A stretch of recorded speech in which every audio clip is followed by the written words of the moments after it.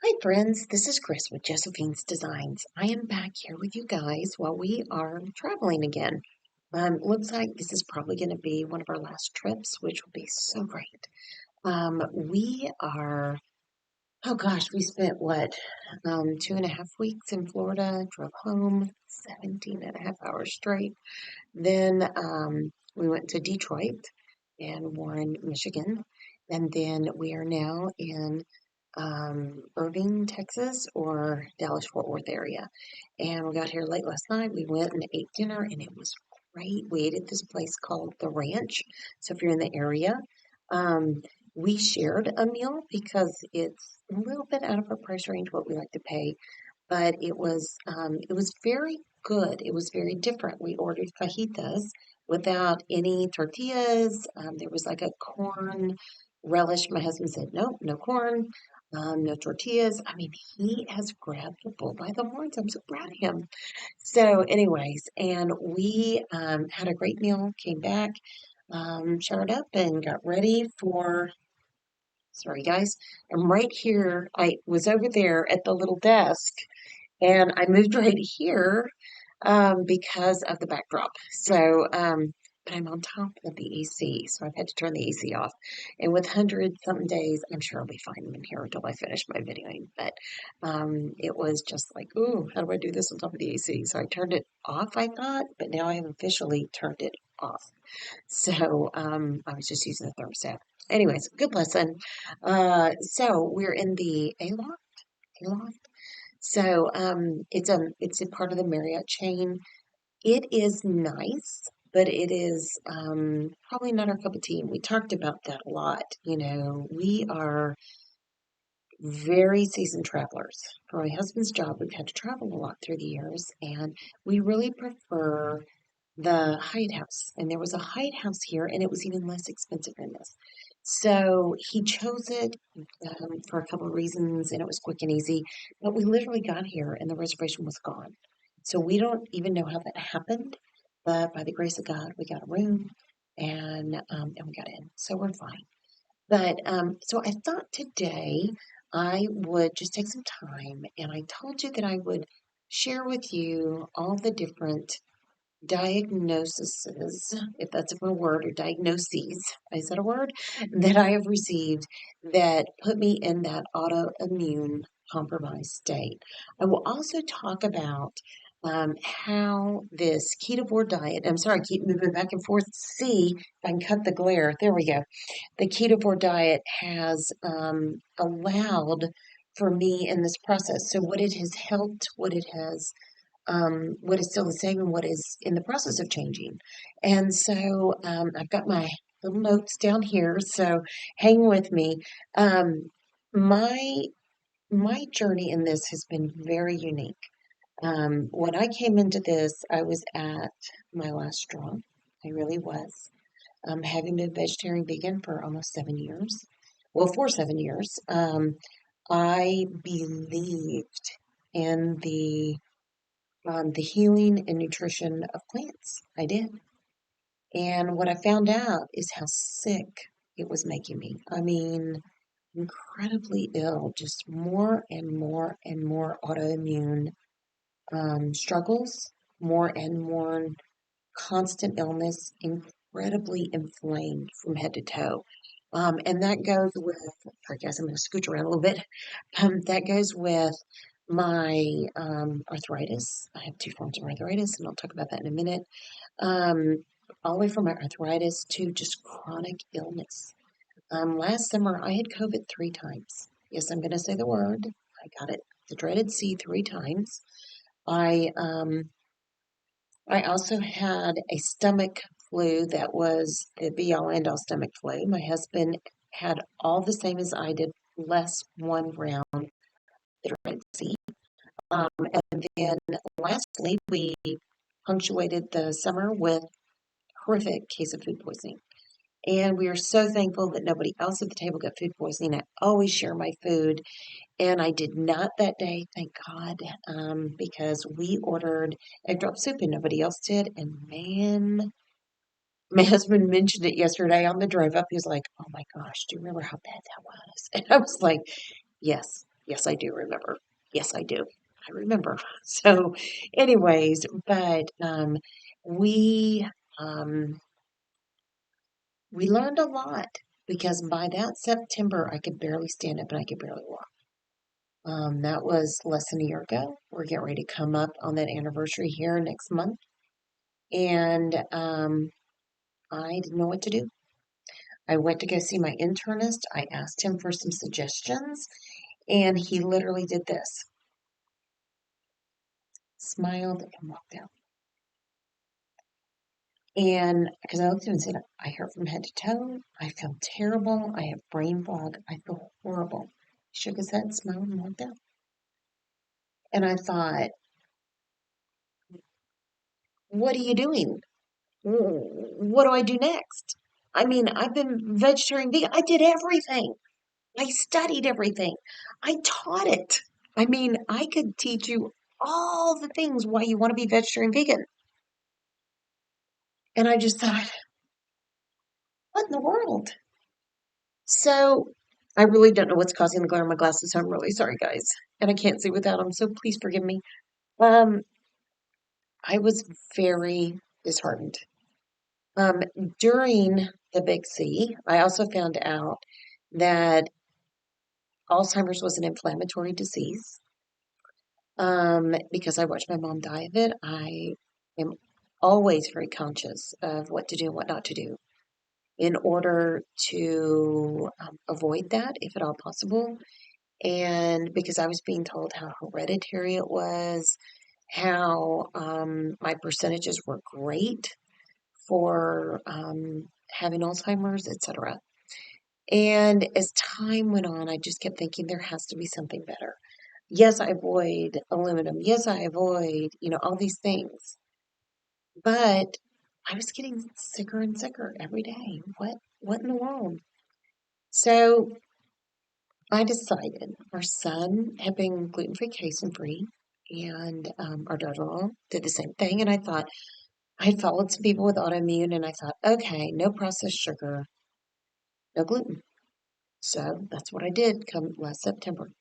Into September, 1st of August, or October, pardon me, it was actually, I think it was like 1st of October. It was gluten-free, and no processed sugar. And I dropped some weight. I felt really better. But was I there yet? No, no, I wasn't. I do need a double. I do need a double knee replacement, and potentially may have to have my left ankle replaced, but we'll see. Um, but my right knee is the worst. Um, it 2.5 years ago had 9 bone spurs all the way around it, and bone on bone. So it has continued to be the same, but I'm sure there's more bone spurs. But I'm just not asking anymore. I saw a specialist probably about 3 or 4 months ago, and now it's not just a single stem knee replacement, it's a double stem. And that, when he showed me the prosthetic that would go in place, or if that's what you call it, I just about became ill. I was just like, what? That's going to fit in my knee? Um, and I was 25 pounds down, and the nurse was like, oh, well, then you know how to do it now. Well, I stayed at 25 pounds down for a long time. Probably that was a lot of fluid and liquid that came off because of all the inflammation. It was reducing inflammation, but it wasn't eliminating um, inflammation. And so by the time March rolled around, I was back to feeling horrible from head to toe. Had not cheated once, had been very faithful. Um, just so frustrated. I was still eating processed foods if it was gluten free, and I was still eating other forms of sugar, honey, maple, things like that. So I called a friend of mine who lost a lot of weight. She's a coach, and I called her and I said, can I buy a cup of coffee? Can we have a chat? And or I could even do it on the phone. I'm totally easy, whatever's works for you. And she said, no, no, no, let's go get a cup of coffee. So the night before we got ready to go, I've shared before, I was too tired to cook dinner, so my husband and I agreed, oh, let's just have popcorn for dinner. I mean, that's a common in our era of homeschooling thing to do. You'd have popcorn for dinner. And it was like Mama's night off from not having to cook. It was just he and I. And he said, I'll go out, I'll make the popcorn, et cetera. I was like, okay, because I was like, I'm fine. I've eaten some almonds, I'm done. Which I found out later, almonds probably were not my friend either. But I could share with that more. I'll share that more with you later. Um, so we ate popcorn, and I was a gal that could eat not a bag, but a trough. I adored corn, cut corn, corn on the cob. Never in public, but I would eat corn on the cob at home, and then cut corn I adored, and I would eat it as a treat. I would even eat frozen cut corn because my one of my kiddos found out, oh, this tastes good, Mom. You should try it. And I was like, that's not bad. Yeah, that's not bad. And you could kind of control how much you eat, that kind of a thing. And we did frozen grapes. Why wouldn't that be a bad thing? So, anyways, then so we had popcorn that night. I think I had one bag by myself. And usually I would put, if I were making it with an air popper, I would put coconut oil and nutritional yeast and Redmond's real salt on it, and it was fantastic. And I always needed B12. Anybody who's either had gastric bypass or they have had, or they're vegetarian vegan, you're usually B deficient, especially B12. So nutritional yeast tends to have that for you, and it helps you in that way. So I woke up I tell you what, by the end of that night, I thought, what's wrong with me? Am I coming down with something? And what would happen to me is I would feel like I had the flu from head to toe. I would feel achy and foggy and just bleh, from head to toe. And it was like, what is wrong with me? I can barely think. Is it because I don't feel well? What's happening? So I got up the next morning and I had all of that plus incredible pain from head to toe. And I had to get a shower to go. I was like, I am not going anywhere like this. And I almost called her and said, can we just do it over the phone? I feel like horrible. And we do not have a walk-in shower as of yet. My husband told me this summer he plans to put one in for me, which I'm very thankful.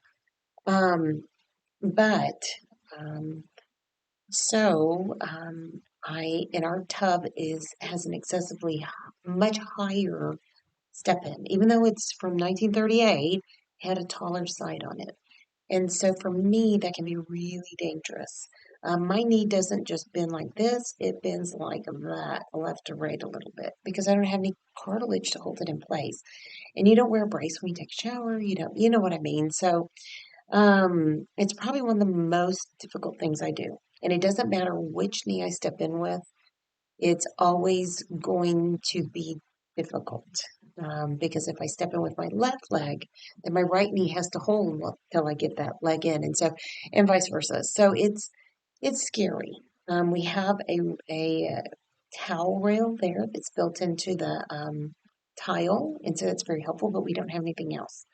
And our tile is from 1938, and I don't feel like it's sturdy enough to hold a rail, and so that's why I haven't pushed to have a rail put in.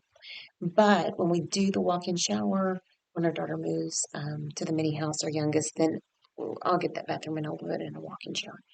And I got to figure out a way to put a vanity in there, guys. I'm sorry, I digress. But anyways. But so I got my shower. I was running 15 minutes late. I messaged her. I didn't have my license, so my daughter had to drop me off, and she was there. And we started talking and catching up. We hadn't really sat and talked for many, many years. And so just a blessing to be with her, to be out of the house, to be in a fun coffee shop. It was a new coffee shop in our town, Christian owned. What a blessing. And we began to talk, and finally said, well, I'm here because you've done amazingly well. And not only did I want to catch up, but can you tell me about this keto thing? And I'm going to stop you now because if I have to weigh it, to measure it, if I have to write it, if I have to track, to track it, I think there was one more, and I said, I'm out. And she looked at me and she smiled and she goes, you don't do anything. I said, really? Since when? I was not a very I'm going to believe in this. I think this is it. I was as skeptical as the day is long. I I was obnoxious. And we talk about it, I mean, I kind of, I get, I know, I knew that this was something coming from the background that I had. I knew that I wasn't sure if I could believe in this. Hold on, guys. I'm going to adjust y'all down a little bit. Okay, there we go. Ooh, maybe that takes some glare off. I don't know. We'll see. Anyways, so you'll have to excuse my husband put a towel there on the floor. This is not my side. That is my husband's. So I'll try to scoot over and hide that. But anyways, we have a completely different idea about how you do things in the hotels. But anyways, he didn't even make a side of that. I know. My side's made the minute I get home. Anyways, so sorry, I didn't mean to throw him under the bus, but it does make me laugh. Okay. Anyways, so we sat down, we started discussing what it was. Tell me what keto is. Tell me how I do it because I told her, I said, I can't figure out this macro thing. Like I said, I did not want to count. I did not want to measure. I did not want to do any of that. Vegetarian vegan was so easy. And the number one reason it was easy was you knew your lane. You just stayed in it. You ate vegetables. How hard was that? If you were vegetarian, you could have lacto-ovo, which was dairy and eggs. And like I said, I was vegan for a season, and then I went vegetarian. And my husband went through that with me. And he told me when I came to this lifestyle, he said, absolutely no way am I going there with you. I am not doing this. This just seems crazy to me, and I'm not doing it. And I said, okay, that's fine. Well, as time went on, I mean, I knew he needed to be gluten free for other reasons in his life. Probably dairy free. He doesn't eat that much dairy, but he eats a little bit every now and then. Um, but he, I think he began to see this incredible change in my life. So I'm going to go back when I sat with my friend and I said, well, I have this series of autoimmune. This is where I've been. I feel really, and I finally told her later, I felt so badly I wanted to cancel our meeting. I'm so thankful I didn't. Um, and this was end of March, and on April 1, I think it was the next day, I started this journey. So how did I start this journey and with what? So I'm going to pull out my handy notebook, and you'll just please forgive me as I read it. Um, 1, 2, 3, 4, 5, 6, 7, 8. Okay, so I started with 8 autoimmune issues. They quickly added a ninth one here recently, and I will explain it to you one more. So, first off, I knew early on I had arthritis. I could feel arthritis. My grandmother had severe osteoarthritis, so did my great grandmother, and my mother too. Their hands were very gnarled. You could see it, but I could feel arthritis in my hands by high school. I was a musician, so between my main instrument had become the flute. So whenever I played, my hands hurt a lot, but I would just press through. I didn't have a ridiculously high pain tolerance, like I broke my arm and never felt it. I've broken my toe off, my right big toe completely was hanging on by just the back of the skin where they had to sew it back on. I've walked around on broken bones. I've walked around with second to third degree burns in 107 temp working outside on my leg, and it was significant. I became very ill because of it. I have this really high pain tolerance. So when I tell you that my knee hurts, then that's really bad. If I finally say, or if I say I hurt from head to toe, or I felt bad from head to toe, I really felt badly. I mean, it was crazy. So, anyways, um, I knew I had arthritis when I was young, and I knew that rheumatoid arthritis was always kind of lingering. We had an extended family member who had it. I knew that I had very similar symptoms and had been told that I walked very similar to this person, had a very similar shape, had a very similar look. I don't have hands and I've had a rheumatologist tell me your joints don't look like it, but then I've also been told through blood work, no, you do. So, but because of my diet and the things I do to avoid a whole lot, there are times that my blood work doesn't show it, and at times my blood work does show it. So, do I count rheumatoid? Count it, but I don't live there. Um, I I just don't go there. I don't go there. I have severe arthritis in my hands and knees and joints. They can see it in my left shoulder. I was dropped. They broke my shoulder in gastric bypass, of all things. I came out of gastric bypass holding the shoulder, and the rest wasn't that painful to me. Now, I almost died twice from that, so I'm never a proponent for gastric bypass. I'm not anti. If you need to do it, I totally understand and I support you in that endeavor. But I am the poster child to tell you why not to do it.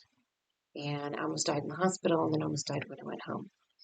And it was very severe. It was very frightening. And I remember my husband and my father just saying, I'm going to load you up and we're going to drive all the way to Houston and we're going to walk you in. And the surgery was done in San Antonio.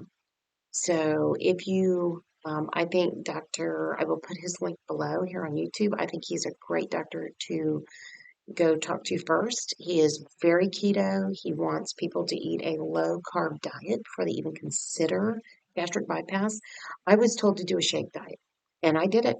I lost 20 pounds in about 2 weeks, and I got exactly ready where I had to be for. I did every single thing, and I knew people who were like eating garbage the night before surgery because they ran us back then through like in a herd of people, and talk about feeling like cattle. Yeah, I felt like a cow in going into slaughter. It was just this, you were in a line, and that's how they did the surgery. It was just, I think about it now, I just think, what was I thinking?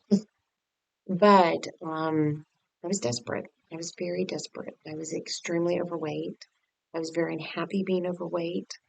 Now I look back, and all the other things that I had wrong in my life should have indicated to me what was going on. But we didn't know then. And we didn't have doctors that would swim upstream and be truthful about these things. Doctors' hands were very tied.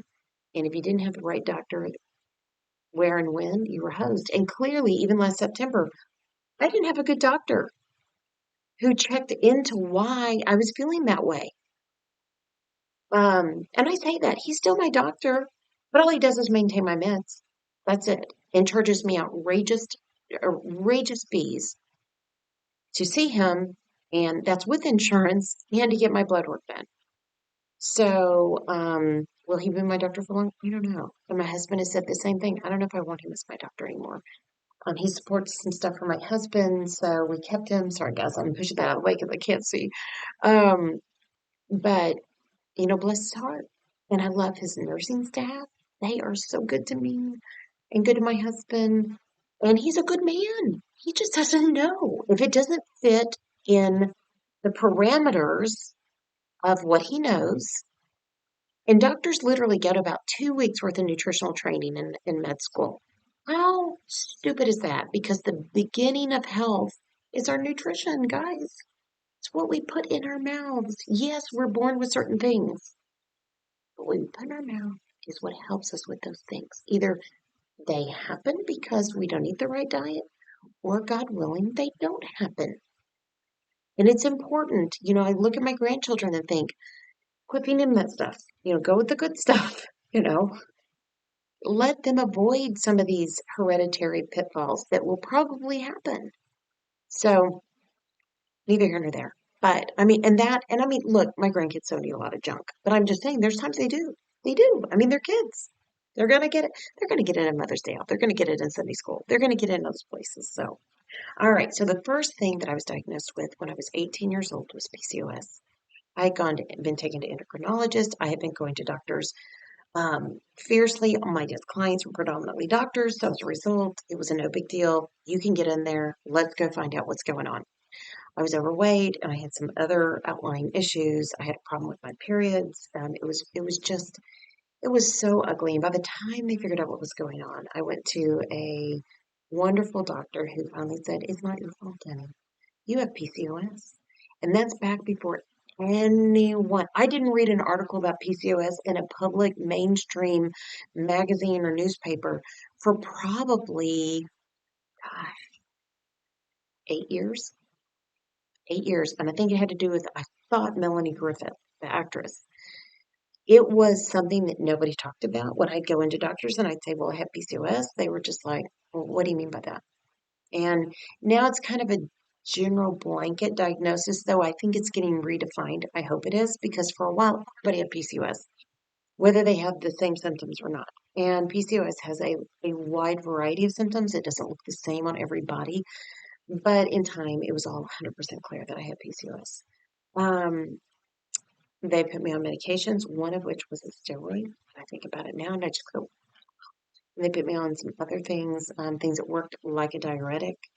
And I dropped a goodly amount of weight very quickly. I went through my high school graduation very much thinner, and because my weight had always been a little bit heavy, and I've shared this before. My mom took me to Weight Watchers, brought me out at the door at 10 years old. And before then, I was on diets long before then. And so that was embarrassing. That was definitely embarrassing. But so, anyways, to make a long story short, I I went that route, got into college, gained a little bit and then lost it back again when I started dating my husband, and basically just quit eating because when you're dating, you eat half of what's on the plate. You don't want to look like a little pig. You don't want to do any of that. Then I worked for a church and I got mono. I was working for a church doing door-to-door canvassing, helping to start 3 churches, and don't know where I got it. There was a lot of theories as to where I got it from, but I was dating my husband. He did not get it, but I ended up, and I walked around with it for 3 weeks thinking it was just strep. And finally, when I could barely pick my head up off a pillow, I drove myself into where I grew up, which was about 45 minutes away. And I just begged God to let a police officer pull me over. I did. I did because I felt that badly. Guys, I'm going to pause real quick. I need to plug in and then I will be back. Okay? Hang with me. Okay, guys, I think I'm back. All right. That's a pretty neat gig. I didn't know that it did all that stuff. So, anyways, I am tempted to close the blinds completely. You don't want me to get some lettuce here. I think I'm going to try and see if that will. Oh, no, that doesn't work. Sorry, guys. Hey, when you're in a hotel, you are just trying to figure it out. So that's all I can say. Anyways, but so PCOS was an issue. It caused me to have a difficult time getting pregnant, having children. I've lost 2 children, as I've shared here before. Don't know if PCOS was the main reason for that to have happened, but I do know that he wasn't my friend. Okay. Oh, got some hair here. Sorry, guys. Um, I just got fuzz today. Sorry, guys. I apologize. All right, so let's get back to the main thing. Okay, then the next thing I had and was diagnosed with fairly early on, acute atopic dermatitis. I always had rosacea. I was diagnosed with that in high school, and my dad had it. And then later, after we had our son, who is our was our oldest daughter, we lost a baby, and then our son. I went in to have surgery, my gallbladder removed, and I broke out in a weeping wound from the little steri strips from the laparoscopic surgery. And those 4 little tiny strips, probably that big, maybe, the size of my finger right there, but thinner. 70% of my abdomen was a weeping wound. And the surgeon was getting ready to retire, and he looked at me and said, "I have never seen anything like this in my life. You need to wear an emergency bracelet, and you need to go to a dermatologist right now." And I knew going to a dermatologist, I would be burned further because my skin was so unusual in the way it reacted to things. A lot of the things dermatologists would prescribe, I would break out. Like I would literally turn into a red tomato on my face with the newest and the best, most hyperallergenic, blah, blah, blah, blah. So anyway, so that was an issue. I feel like that is in remission. Um, I recently had somebody say to me, "You have rosacea." And I said, "I do. I do." And it was an interesting statement because my skin is not that red anymore. But they were doing a facial type treatment, and I appreciated it. Um, and it and she was trying to help me put bags underneath my eyes. I know because they're getting so bad right now. Because I'm working so hard now. I just don't have enough daylight and sometimes body strength to keep going. And that's why my knee gives me more fits now in my ankle. I think because I haven't been on him, I haven't been working, I haven't been doing these things. So, but um, so the acute atopic dermatitis is a major issue for me. It has always been a major. My dad had severe skin issues. I mean, to the point where he could not be in the sun, and he was an avid golfer and gardener. And then my mother also had a level of skin issues as well. So we were kind of double dipped here. Our son was born with major skin issues. And going gluten-free, casein-free helped him tremendously in that area. And I do believe that my keto journey in which I've gone, no grains, no sugar, no processed food, I think that is clearly been a phenomenal situation. And then when you eat a lot of beef, which is so nutrient rich, my skin isn't as dry. I mean, just not even just is it healing, it's it's not dry. It's not as dry anymore. I do have a couple of dry patches on my face, or maybe one, but it's getting smaller and it's getting better. And I'm literally not putting anything on my skin anymore. Whereas I used to just, slather up with stuff all over from head to toe. Now my hands can be dry, but I think that's very hereditary. My sister has it. My dad's hands were like, when I look at my hands, I see my dad's hands a lot. And his hands were just really dry all the time. He had very dry skin. Okay, the next thing that came in 2001, I broke out with my first round of shingles. And then I went through tons and tons and tons and tons of shingles outbreaks, to the point where they kept me on valcyclovir every day. They said I would never be able to be off of it. I would take it for the rest of my life. And even that was from a more natural approach doctor. And I was just like, I can't be on this the rest of my life. I just can't keep taking this stuff. Um, that is also pretty much in remission, since I've gone on this diet. So my skin is in remission, my shingles are in remission. My PCOS doesn't have an immediate effect now. They took out both my ovaries with two different pregnancies. So, yes, during my first and my last pregnancy, they took out each ovary left and right. And so, though PCOS is really related to the ovaries, clearly, um, I've had many doctors tell me, no, you still have PCOS. And in many ways, your symptoms will be worse. And I'm thinking, how does that work? But anyways, um, and I don't, with a double ovarectomy, I do not have a cycle anymore.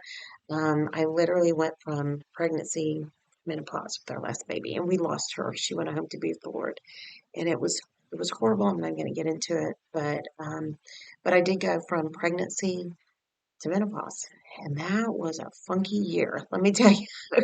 And it, I think because I have such a weird tolerance for things, um, I just kept going, just kept going. My husband was struggling with the loss of that child, and he was my priority, and there are other kids that went through it with us. And so I just kept going. I had things to do, take care of the children, you had to get homeschooling going, I just had to take care of business. And don't get me wrong, I mourned our child, but it was very real. It was a very real life situation. And there were other things that required me to wake up and get on with life. Now, the first child we lost, I sat for a year and mourned. I really did. It was horrible. And I knew when we lost that baby, I was not going to let that happen again because I believe in God and I believe that God had a plan. And whether this was his perfect will or his permissive will, I trusted him. So, okay, next. I keep putting that over there thinking I can see it and I can't see it. IBS, severe IBS. So within that, I have chronic ulcers and I have um, irritable bowel. I'm just going to leave it there. I don't want to get really graphic about it, except for the ulcers were causing me tremendous problem. I was put on a prescription by my gastroenterologist who was on the national board for Bush. He's since retired, but he literally saved my life when I was dying post gastric bypass. And I've always given him the credit for that.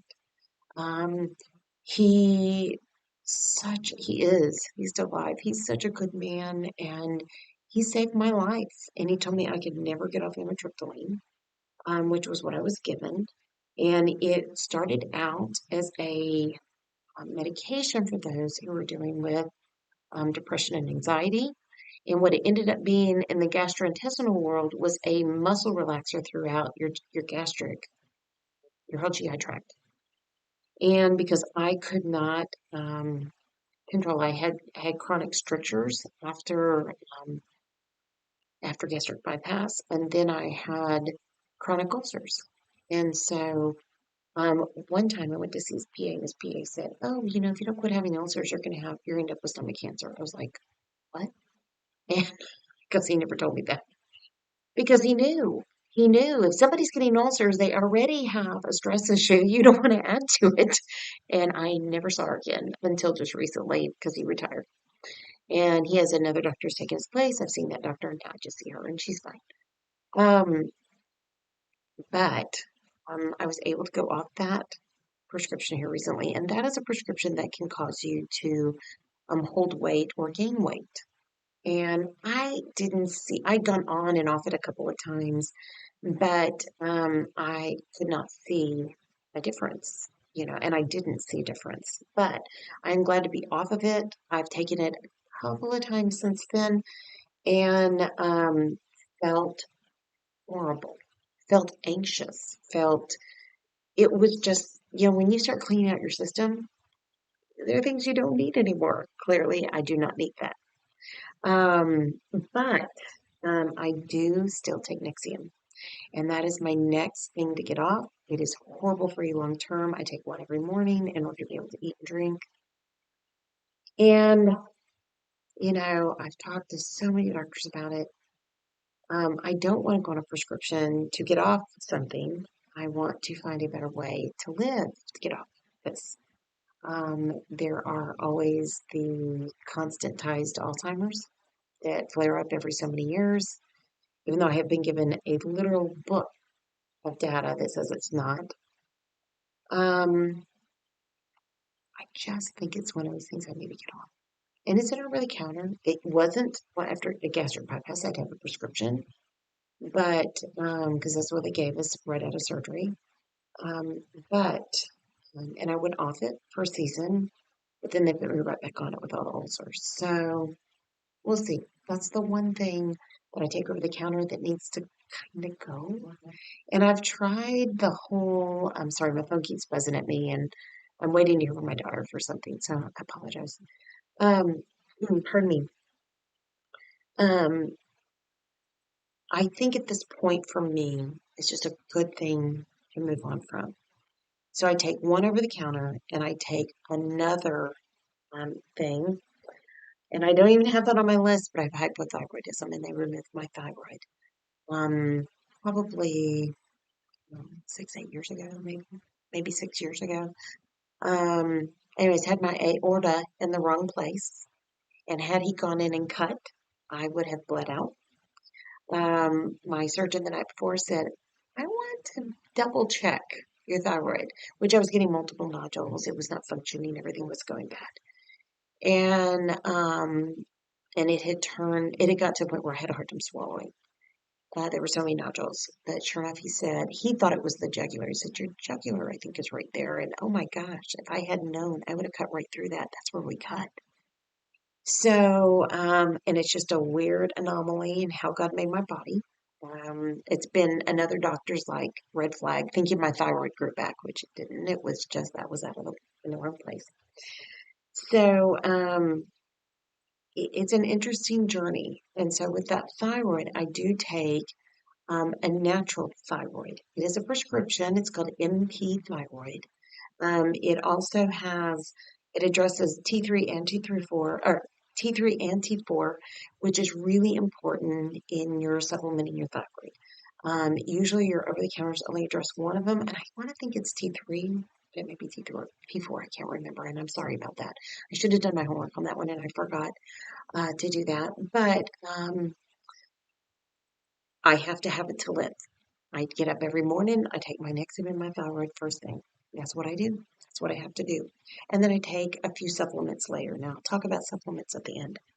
All right. So, um, we talked about that I have two arthritis. I have osteo and rheumatoid.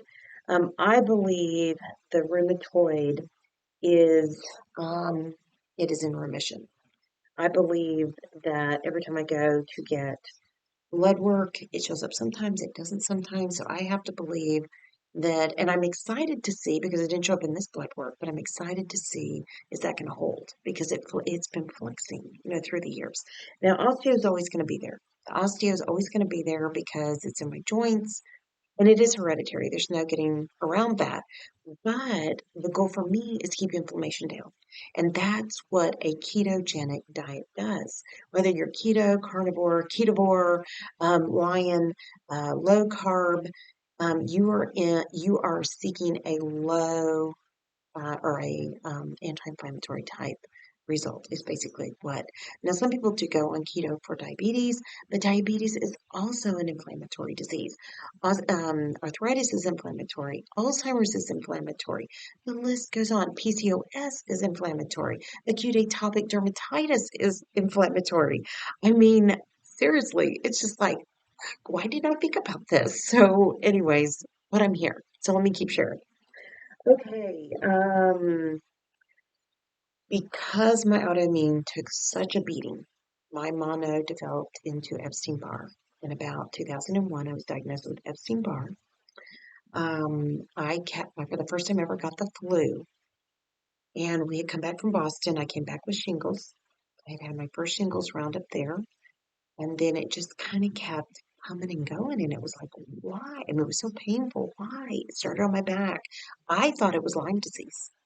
So it ended up it wasn't, it was shingles.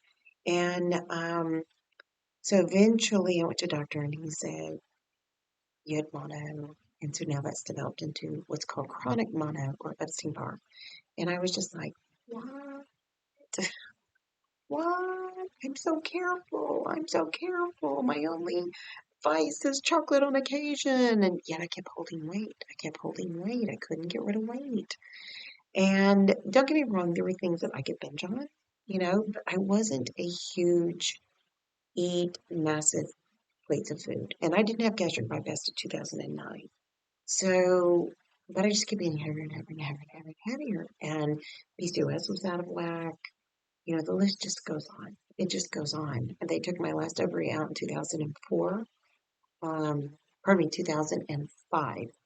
And, um, and then we lost our baby 6 days later. And it was like, PCOS had majorly controlled my life. It had majorly affected my health. It had majorly affected my day to day. And so it would be logical that that's where I would end up.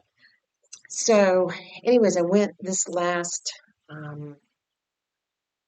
was it early August this month? And I was in Florida. I went to Keto Orlando. And guys, I'm going to say it again. I'm going to say it in every one of these. Get your tickets as soon as you can. The earlier you get them, the cheaper they are. And I highly recommend Keto Orlando. It is very small. It is very intimate. You make wonderful friends. There's phenomenal speakers who will come and talk to you about your autoimmune, about your health, about your diabetes, about your whatever your struggle is, or just about your weight. Maybe you just have weight because you gained weight. You know what I mean? So, and there's people, trainers there. There's, if you're working on getting fit and healthy. And let me tell you guys, when you go to these keto conferences, I am not an unusually shaped person. I'm down over 60 pounds right now.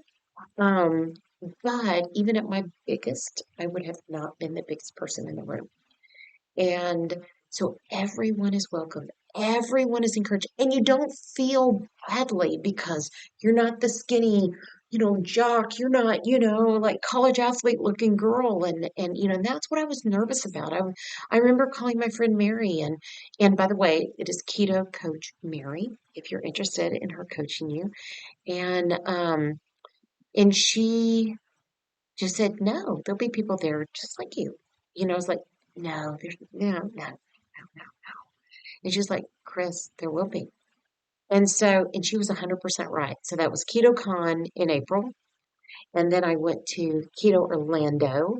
And let me tell you, girls, ladies, there were the ladies on the stage, and a lot of them looked not exactly like me, but they were dealing with their struggles too. They had their own health issues, and it was showing up, and they were showing that they were still in the fight when it just had a baby. I mean, they're still in the fight to work on being the best person they could be. So they had gained, and then they were working on getting it off. And there was one lady who had lost well over 100 pounds. There was another lady who had lost well over 100 pounds, put a little bit back on. And she had some major health diagnoses the last year. Plus, she went through a major family loss. And I can't tell you enough that in this journey for me, I met one of the most amazing women at this conference who has, oh goodness, I'm going to do a video of all the conference, the speakers, and the booths.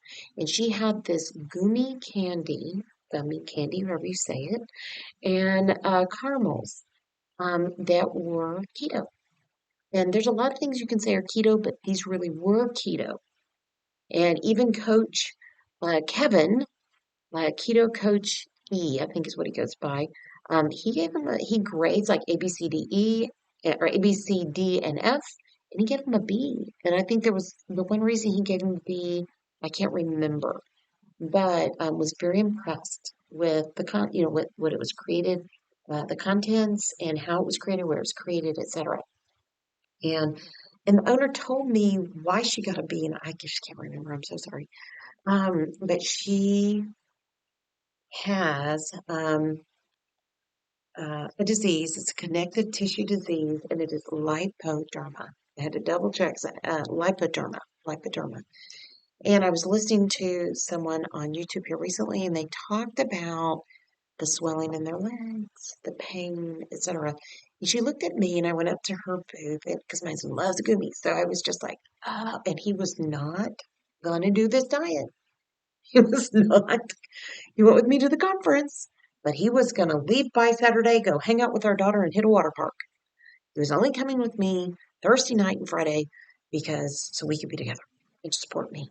And so, anyways, he's so cute. Yeah, yeah, the grace of God. Yeah. So I won't go there because I'll be like a blubbering idiot. So I went to go see this gummy because I don't really like gummies. I mean, they're fine. I tried one; it was delightful, but was it anything I was willing, to give a few carb points on, or was it something that I craved? It was not at all. Um, but she had these caramels, and oh yeah, I love the coffee ones. And she's coming out. We got to guinea pig salted caramel. So that, my friends, is fantastic. So I will put her link below. But Susie asked me, she said, have you ever heard of lipoderma? Have you ever been diagnosed with lipoderma? And I was like, no, what is that? And she had mentioned she had a connective tissue disorder that caused her to have to be on a ketogenic diet. And I was like, what? I said, what do you mean? I said, oh, because I got a big old honey. Because, I'm losing everywhere, but in my bump, in my tummy, and my hips and thighs. It's like, why? Why? Well, yeah, that could be part of it. And the more we talked about it, um, I'm very lumpy bumpy, which can be lipoderma. and I've had nonstop cysts, hard cysts removed from all over my body, my arms, from my back of my arm, from my legs. I have one right now in my arm that needs to come out. It's been there since pre the pandemic, and so I have I was just like, I can't feel. And so, yeah, I can't be, that's what I have. And I realized here recently, my chiropractor pointed out was, why is one of your legs swelling so badly? And I thought it was just because I'd had a messed up ankle. And it could be that. It could be that. But my legs can swell, but they are not as bad. I have a cousin with what some people call, kind of a heavier ankle and calf, and there's a real derogatory um, term they call that, but most likely it's lipoderma. And then I believe my oldest daughter has some signs of it. And anyways, um, I went to see one of the doctors. I went and talked to Dr. Ken Berry, who was there, and I was taking him back my lab results because I talked to him in Austin and I went to follow up with him there. And we talked through my lab results, and that will be another video I'll be glad to share with you guys. If you're interested, leave a comment below. But he too confirmed. He said, yeah, you got lipoderma. And I said, there's nothing to do. You can't do anything. There's no cure. You just have to eat healthy. So what do I do? I already eat healthy. Um, I do believe that my legs have hurt a lot through the years, but I mean, a lot of that was I've lost muscle mass after I had gastric bypass because I was so deathly ill for well over a year. Um, that my legs became all the muscle was gone. I lost weight so rapidly. I lost 142 pounds. I lost it extremely rapidly. This is a very slow, appropriate weight loss. Your first week or two, maybe your first month, you do a lot. But and when I met Dr. Berry in Austin, he said, because of your autoimmune being so a vast list, you are not going to lose weight for probably 2 to 3 years, and you need to just hang in there. He said, most likely that is exactly what's going to happen to you. He said, you probably lost like 11 pounds and it's just fluid. And I said, yeah, exactly. And he said, yeah, he said, just expect it to slow down. And I was like, oh, okay, that's fine. I'm over 60 pounds, friends. Huzzah!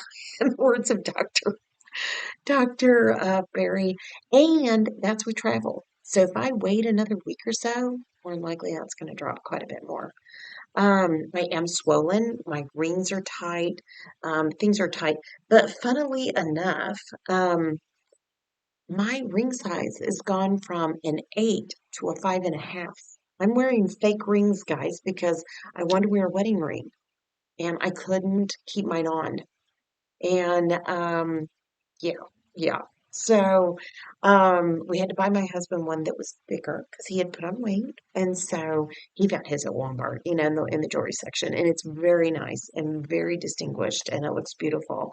And it's a nice, I think it's a tungsten. Anyway, I don't know. And it metal. Anyways, it's real, sterling silver, but the women's just weren't that pretty. So I just went on Amazon and tried several different ones on and then sent back what either didn't fit or didn't look good. And so, but to go from an 8 to a 5.5, so I'm losing weight from my extremities down, everything down. I literally put on a hat in Florida, and it was too big. I had to cinch it up. I was like, since when does your head shrink? But guess I lost weight in my head. I mean, my husband kept telling people, "Can you see all the weight she's lost in her face?" Um, Yeah, I mean that I could see, but not my head. I mean, it was just ball cap from Maine, and I wore it in Maine. So before in 2019 when we last traveled. So I mean, it's all good. And then and my shoes, I've ordered a bunch of those like thick rubber because of my knees. I have to have a lot of cush. I'm a big Max Cush Skechers girl. That's what I'm wearing now. And I wanted some shower shoes, and I have shower shoes from Croc and things like that, but they're just not cushy enough. And every time I buy the one pair of those shoes, I have to cinch them up and I have to go smaller than what's on the actual, I have to punch holes. How did my feet get so skinny? Anyways, and I have left feet. So, um, I, I'm very thankful. I'm very thankful. I have, I guess, 9, 10, if you count thyroid, autoimmune. I do not have a thyroid. People wonder if you don't have a thyroid, can you do this? I am here to attest you can, and it will not make you have explosives. I think is what they call it, pyrotechnics in the bathroom. No. You will eat a diet that your body needs. And I can go more into this. I do not believe one size fits all.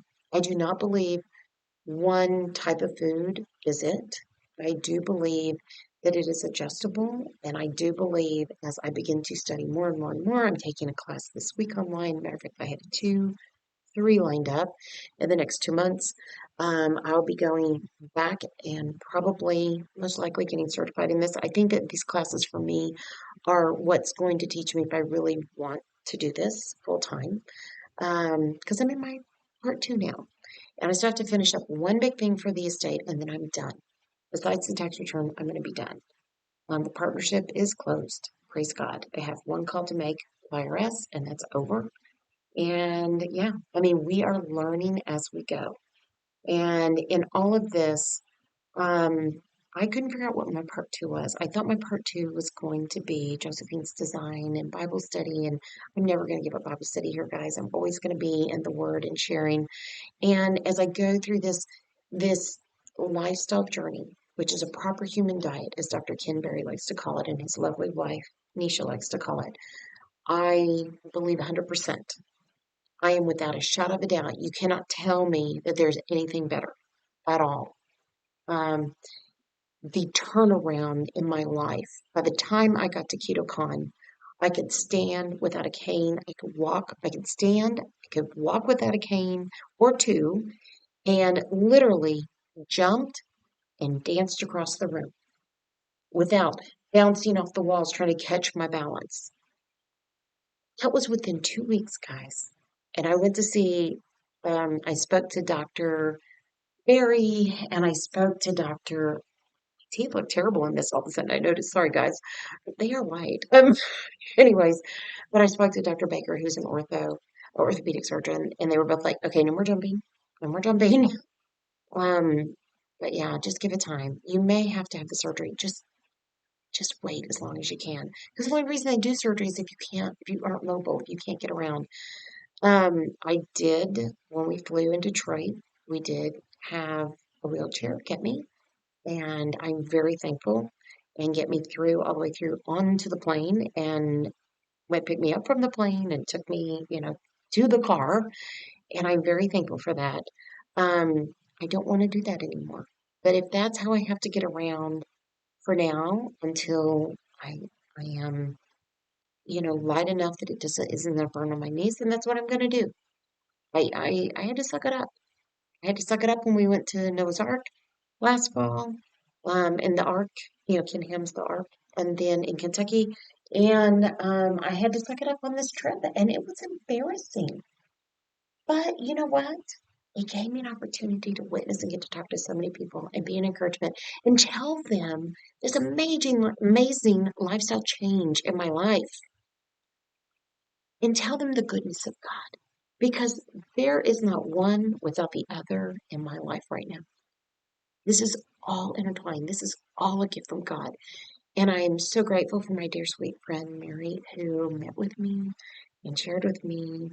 And I am very thankful for Dr. Ken Berry here on YouTube and in person. And he heavily influenced my husband at Keto Orlando, as did his writing partner, um, Zane. And those two guys, I tell my husband, those are like your man crushes, man. And he's like, oh yeah, yeah. Man, those guys are great. My husband has never admitted to anything like that in his life. He is so cute. But their book is also out on audio and they talk after each chapter. It's on audiobooks, with the Amazon audiobooks and Audible. There's what I'm looking for. And it is kicking a dash dash after 50. So, um, pardon me. We listened to it, I don't know how many hours from Florida, excuse me, but excellent book. And it is not just for men. And fine, because it was written for men in mind, but it's good for women. And even Dr. Barry at this conference said, by the way, it's great for you ladies too. And I think Zane said the same thing. Talk about a nice gentleman. He's such a nice gentleman that Zane is. And of course Dr. Barry is too. So, and Dr. Barry is just a wealth of knowledge. The man does his homework, he knows his facts, and he works hard to know those facts. Um, and we have so appreciated him. I also want to give a shout out to Joe and Rachel Stauffer of Two Crazy Ketos here on YouTube. Um, she and I have reached out to her personally, and I'm part of their Mighty Networks group. And same with Dr. Barry, because I want to support them because they're there to help you with it. They don't make a dime. So I can totally be a part of that and help support them. And Rachel has just been invaluable in my life. I needed not just coaching, I needed Christian coaching. And she's a Christian. She worked for the church. I think he did too. And they stepped down in ministry to do Two Crazy Ketos full time. But they come at it with a Christian perspective, and it is so incredible for me. It just nourishes me. Like I said, one without the other doesn't happen. They are together for me. And he has really helped in the journey because 80% is what you eat, 20% is your sleep and your stress. And if you don't know how to manage stress, yeah, you don't know how to get your sleep. And we have not slept well here, though my watch said I slept 8 hours, only 3 of it was good sleep. So I recognize right now, and my husband does too, that sleep is invaluable right now for us and living without stress. And though my husband loves to live in stress, um, our chiropractor finally asked him one day, because she was concerned about me and my back went out for no reason. And she said, um, basically, do you have stress in your life? And he was right there. And I said, uh-huh. And he said, yeah, I'm her stressor. And I was just like, well, um, and she said, well, is that your main stress? And I said, and he goes, and he was so funny because he was like, yep, it's me. It's all me. It's all me. And so it isn't all me.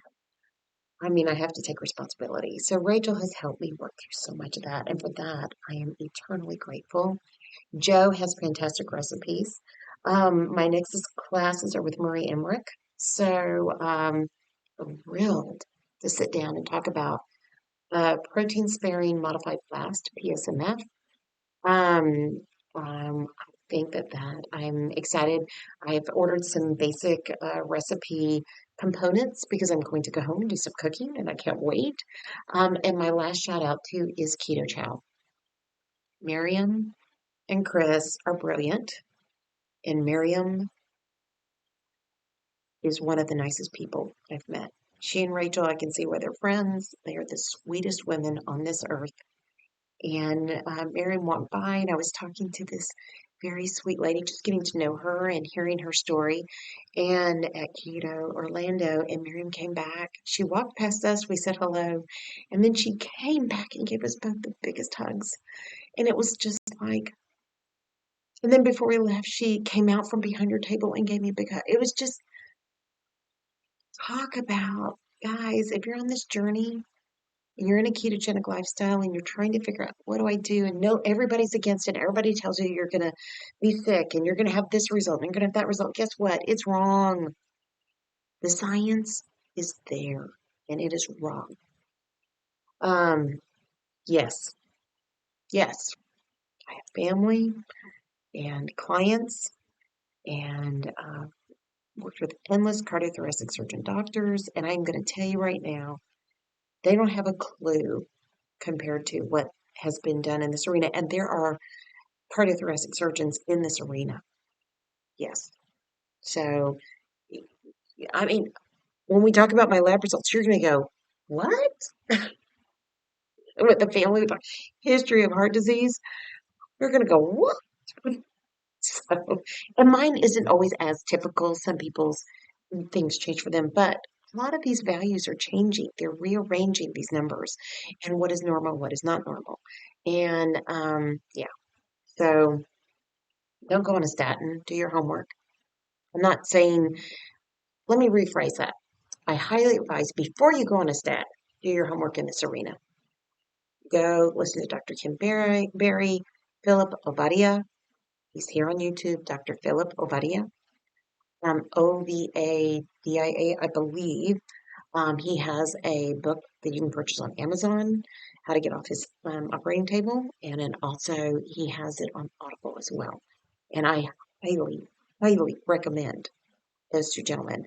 There are other people in that arena that you can definitely go listen to in regards to the ketogenic diet and how it affects your heart and your values and whatnot as far as when you have blood work done and your CAC scores and all of that. So please, please, please, please, before you drink from the Kool-Aid, do your homework. Don't listen to me. Do your homework. I know nothing. I am not medical. I can only give you my experience, and that's all I can share with you. Um, and I also want to say thank you to Joe Stoffer for all of his wonderful, I think I said this, but I'm going to make sure I say it, all of his wonderful recipes. We are working our way through his recipes. Keto Chow, like I said, has been a vital thing for us. It has been our treat every night. Not every night, but most nights, and we split it, my husband and I, and sometimes we split it into thirds for our youngest daughter. She's home, and I make keto chow ice cream, which is just the keto shake put into a container and put through a Ninja, either creamy or breezy. I think we have both by now. But anyways, one we travel with, one we don't. And we didn't have freezer here that we knew of, and so I'm glad I didn't bring all that. But when we went to Florida, we made creamies all the time, and they were fantastic. And that is our dessert. And in my husband's words, he loves the most fattening, homemade, obnoxious ice cream. And he's like, forget all that. I love all this. And I was like, really? So, and when he found out how nutrient, it's a protein drink. When you find out how nutrient rich it is, yeah. And we have other nutritional type drinks we of course um, enjoy as well. So, I will tell you before I close this out, if you're a gastric bypass patient, you need to make sure it is very hard in this diet sometimes to get all of your protein in. And if you are a gallbladder removal patient, it's sometimes hard to get all your fat in. But there are ways to do it. And if you need any encouragement, I can share with you what I do. You can message me privately, either at Healthy Living for Him the number 4, healthy living for him at gmail.com or josephinesdesigns.com at gmail.com. I will be glad to share with you some of my tips and tricks in that arena. And there is a lot to be said in that. You also need to make sure in every keto chow shake, you get 1/3 of your day's nutrition, like vitamins and the best of the best vitamins and electrolytes and whatnot. Um, that's a great resource. It's sometimes easier to drink it than to swallow a pill or to eat it in your food, but food must be primary first. That's why we do it at the end of the day. All right. And then the other thing I wanted to tell you is if you choose this lifestyle, you must take a good electrolyte every day. You can get the Keto Chow electrolytes and just put them on your food or in your drinks. You can also get Element, LMNT. Those are excellent. I do one in my coffee every morning. And if I feel like I'm having, like in all this travel, or if I've had a lot of stress or it's super hot or anything like that, physical stress as well, I will definitely have sometimes 2 up to 3. When we traveled, I had a lot of problems with Charlie horses, severe problems. My mom had that. It's very kind of inherited in our family, inherent. So, but I will tell you, I didn't get on it early enough, and so I'm still kind of catching up on that. But you do need to take a good electrolyte. You can also do Redmond Relights, are an excellent, very affordable version of electrolytes as well. And they're not as, in the elements, they're pretty twangy. You really, really taste them, but in the relights, they're not so heavy. And so, matter of fact, that's what I'll be giving my husband. I have them by the tub, so it's the most affordable. But for my husband, I will order the little, when they get them back in, and they may be back in now, the individual packages, which I probably will do today. But anyways, I'll see if they have them. And then lastly, at night, a good magnesium is a good thing. Your body will crave salt, Redmond Relight, or Redmond salt. Redmond Real Salt is the best salt out there.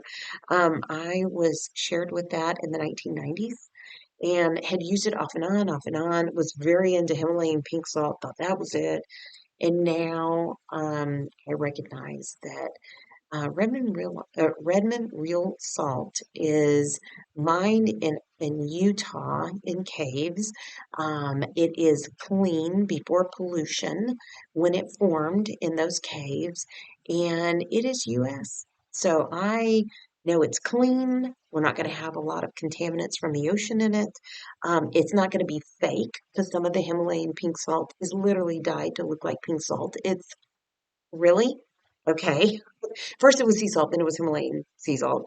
And then I went back to my Redmond Real Life and have been using that for years.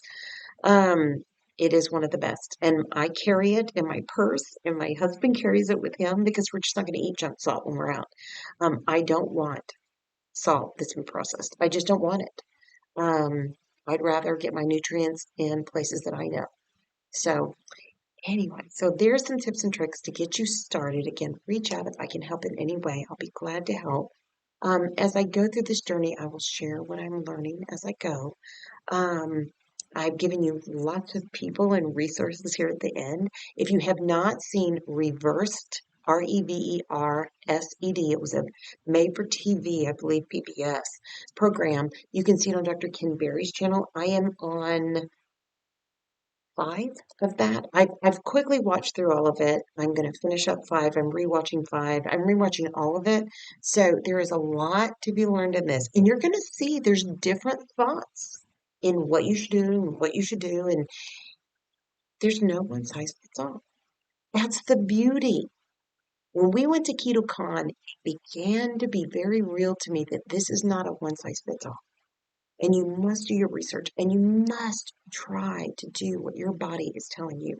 I will tell anybody doing a 30, 60, 90 carnivore reset is the only way to go, period. Unless you've got some major medical issue, I think that is the place you start. And if you want to ask me more about that, I'll let you know. And then you reintroduce food because you're eliminating, you're in an elimination diet, and then you slowly reintroduce food and you come out of it so strong. So your muscles begin to get, um, fed, fed. My muscles were gone after all that vegetarian veganism. So you get stronger. You get crazy stronger. So there's lots of that. And then the other part of that 20% that I did not bring up was weight bearing exercise, to help build your muscles. The more you have muscles on your body, the quicker it'll burn through the sugars in your body and it will begin to burn fat. And so, we want our muscles to eat up all that. I think it's glucose. And I may be wrong, so forgive me. I'm not medical and I'm just learning, but we want our body to take care of itself. And so we've got to give it the tools that it needs. And one of the tools it needs is muscles. So, and yes, I used to laugh and say, well, if my legs can carry this big body around, I'm getting all the exercise I think I need. No. So when I go home, I'm going to begin a weightlifting and recome the bike. I really wasn't feeling like it, but now my husband's talking about more travel, personal travel. And if that be true, then I'm excited. I'm excited. And I want to be able to go in and out of our camper because the steps are a beast. We have an RV, so the steps are big to get in. And I want to be able to go on airplanes and do things like that. So lots of non-scale victories on that trip, and I'll share non-scale victories probably in just shorts. All right, guys, I love you guys again. As much as I love you, God loves you so much more. Thanks for being here. Thanks for listening. And if you stayed to the end, really, God love you. And I pray that He blesses your day this day and whatever your journey is. I have friends that are vegetarians. And you know what? If that's what works for them, I wish them the very best. I want the best for them. And if that's where they are, then that's their choice. And they are making a very good effort. That's not easy either. But all the faux meats that are coming out, yeah, get away from that, man. God made good meat. Yeah. Mm-mm. Even if you're vegetarian, vegan, if you can get away from it, I highly recommend it. Definitely made me a very sick girl. Very, and I had a full freezer full of all of it. And it made me a sick pup. So, do your homework. Do your homework. All right, friends. Again, I pray it is blessed, great, and lovely. I love you guys. I hope this isn't too dark. I'm going to go ahead and put it up, but I will be talking to you soon. Bye now, y'all. Be safe.